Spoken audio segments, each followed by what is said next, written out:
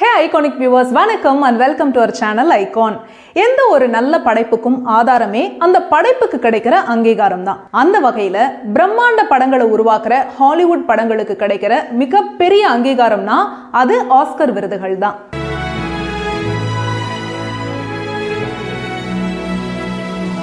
தொண்ணூத்தாறாவது Oscar awards ஃபங்க்ஷன்ல ஹாலிவுட்ல இருக்கிற மிகப்பெரிய டைரக்டர்கள்ல ஒருத்தரான கிறிஸ்டோபர் நோலன் டைரக்ட் பண்ணியிருந்த ஓப்பன்ஹைமர்ங்கிற படம் best picture, best actor, best supporting actor, best director, best original score, best cinematography, best film எடிட்டிங்னு மொத்தம் 7 ஆஸ்கர் விருதுகளை வாங்கி குவிச்சிருக்கு.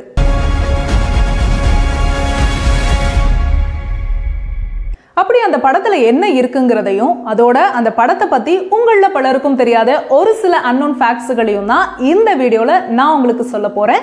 இந்த சேனல் ஐகான்.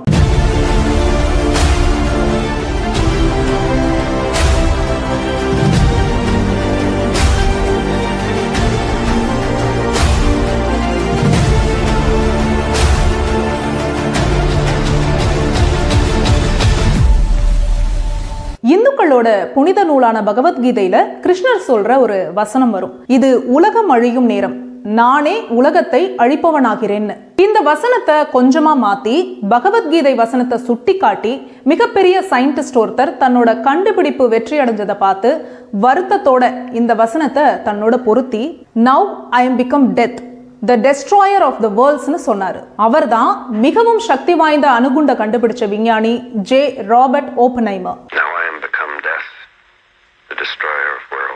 1945ல ஜாப்பனீஸ் சிட்டிஸ் ஆன ஹிரோஷிமா நாகசாகில வீசப்பட்ட அணுகுண்டு கண்டுபிடிச்சதுக்கு முக்கிய மூளையே இந்த ஓப்பன்ஹைமர் தான். அவரோட வாழ்க்கை வரலாறு தான் ஹாலிவுட் இயக்குனர் கிறிஸ்டோபர் நோலன் ஓப்பன்ஹைமர்ங்கிற பேர்ல 2023ல எடுத்திருந்தாரு.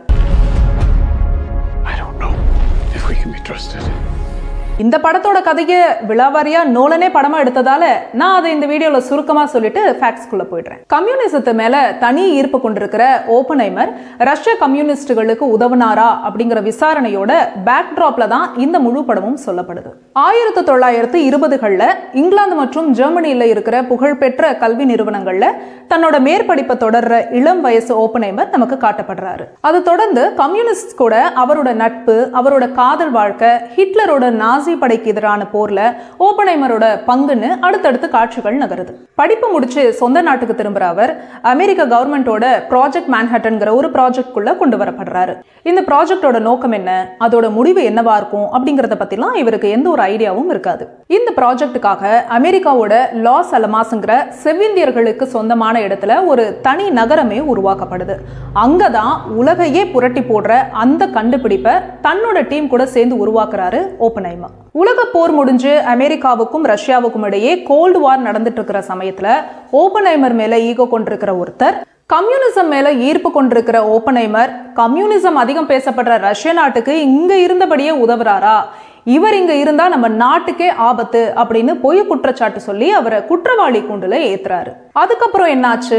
தன் மீதான புகார்களை ஓப்பன்ஹைமர் உதறி தள்ளினாராங்கிறத ஒரு சின்ன ட்விஸ்டோடவும் நிறைய டைலாக்ஸோடவும் சொல்லி இருக்கிற படம் தான் இந்த ஓப்பன்ஹைமர்.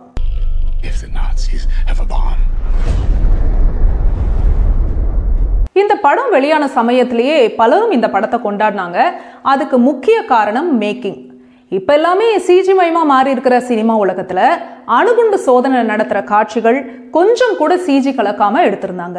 அதுல டைரக்டர் நோலனோட டச்சா குண்டு வெடிக்கிறப்ப சத்தம் இல்லாம வெடிச்சு கொஞ்ச நேரம் கழிச்சு சத்தம் கேட்கிற மாதிரி செஞ்சிருப்பாங்க. ஏன்னா சவுண்டை விட லைட்டோட வேகம் அதிகம்ங்கிறத ஆடியன்ஸும் உணரணுங்கிறதுனால.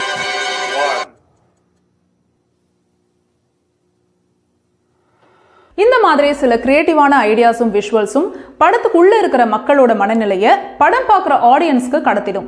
இப்படி ஒரு அசாத்தியமான படைப்புக்கு ஆஸ்கர் கிடைச்சது ஒன்றும் மிகப்பெரிய ஆச்சரியம் இல்லை. இப்போ வாங்க கடகடன் இந்த படத்தை பத்தி ஒரு சில அன்னோன் ஃபேக்ட்ஸை சொல்லிடுறேன். 2005ல் வெளியான அமெரிக்கன் ப்ரோமித்தியஸ்ங்கிற விஞ்ஞானி ஓப்பன்ஹைமரோட வாழ்க்கை வரலாற்று புத்தகம் தான் இந்த படம் உருவாக ஒரு உந்துதலா இருந்துச்சு. டைரக்டர் கிறிஸ்டோபர் நோலனுக்கு முன்னாடியே டைரக்டர் சாம் மெண்டஸ், டைரக்டர் ஆலிவர் ஸ்டோன் போன்ற பல டைரக்டர்ஸ் அந்த புக்கை இவங்க படமா எடுக்க முயற்சி பண்ணாங்க. ஆனா பல வருஷம் கழிச்சு கிறிஸ்டோபர் நோலனால தான் அதை எடுக்க முடிஞ்சது. இந்த படத்தை டைரக்டர் கிறிஸ்டோபர் நோலன் எடுக்கிறதுக்கு முதல் பிள்ளையார் சுழி போட்டது நடிகர் ராபர்ட் பேட்டின்சன் தான். நோலன் டைரக்ட் பண்ண டெனட் படத்துல நடிச்சிட்டு இருந்தப்ப ராபர்ட் பேட்டின்சன் ஓப்பன்ஹைமரோட பேச்சுகள் அடங்கின ஒரு புக்கை நோலனுக்கு கிஃப்டா கொடுக்குறாரு. அதுல அணுகுண்ட கண்டுபிடிச்சதுனால தனக்கு ஏற்பட்ட மனக்குமுறலை பத்தி ஓப்பன்ஹைமர் பேசினதை படிச்சதும் நோலனுக்கு பொறி தட்டி படத்துக்கான கதையை உருவாக்க ஆரம்பிச்சாராம். கிறிஸ்டோபர் நோலனுடைய இன்சோம்னியா படத்துல இருந்து பெரும்பாலும் அவரோட படங்களை தயாரிச்சது வார்னர் பிரதர்ஸ் கம்பெனி தான். ஆனா கோவிட் காலகட்டத்தில் தங்களோட படங்களை இனிமே HBO Maxங்கிற சேனல்லையும் தியேட்டர்லையும் ஒரே சமயத்துல வெளியிடுவோம்னு வார்னர் ப்ரோஸ் முடிவு பண்றாங்க. இதை விரும்பாத டைரக்டர் கிறிஸ்டோபர் நோலன் தன்னோட ஓப்பன்ஹைமர் படத்தை வேற கம்பெனிக்கு பண்றேன்னு முடிவு பண்றாரு. அதனால ஓப்பன்ஹைமர் படத்தை தயாரிக்கிற வாய்ப்பு யுனிவர்சல் ஸ்டுடியோஸ்க்கு கிடைக்குது.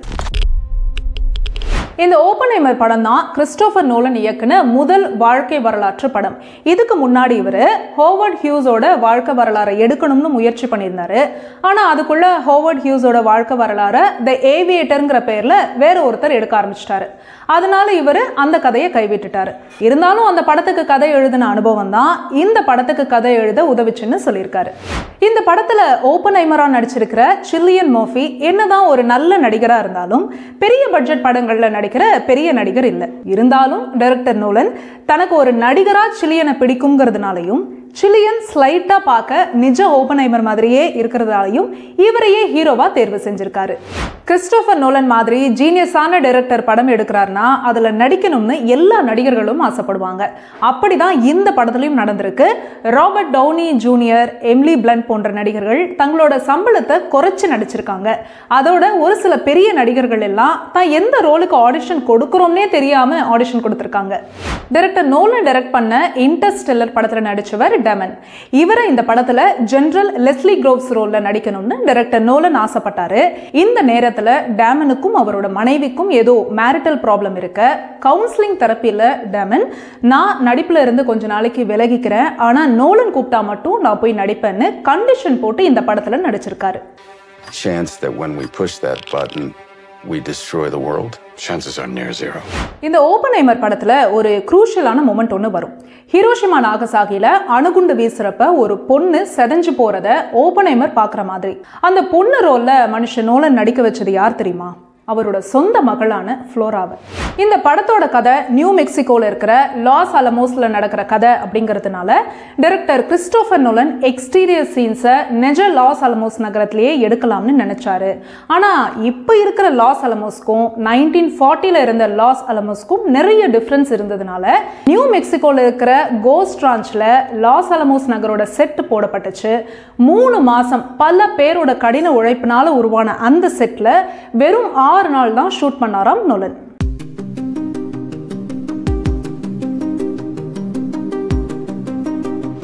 நான் முன்னாடியே சொன்ன மாதிரி இந்த படத்துல நோலன் அணுகுண்டு சோதனை காட்சிகள்ல சிஜி யூஸ் பண்ணாம பெருசா பாதிப்பு ஏற்படாத வகையில டம்மி குண்டுகளை தயார் செய்ய சொல்லி அதை வெடிக்க வச்சு அணுகுண்டு எஃபெக்ட விஷுவலா கொண்டு வந்திருக்காரு.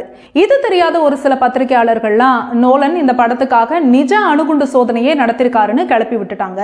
அதுக்கு பதில் சொன்ன நோலன், நான் என் படத்துக்கு எந்த எக்ஸ்ட்ரீம் லெவலுக்கும் போவேன்னு மக்கள் நினைக்கிறது பெருமையா இருக்கு, ஆனா அதே சமயம் பயமாவும் இருக்குன்னு சொல்லியிருக்காரு. The world will remember this day.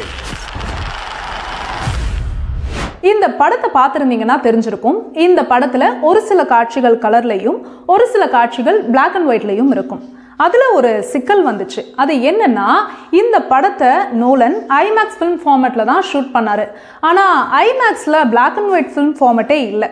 அதுக்கப்புறம் கோடாக் மற்றும் ஃபோட்டோகேம் கம்பெனி ஐமேக்ஸ்க்கு ஏற்ற மாதிரி பிரத்யேகமாக பிளாக் அண்ட் ஒயிட் ஃபிலிமை டெவலப் பண்ணி கொடுத்துருக்கு. அதை வச்சு தான் நோலன் இந்த படத்தோட பிளாக் அண்ட் ஒயிட் காட்சிகளை படமாக்கியிருக்காரு.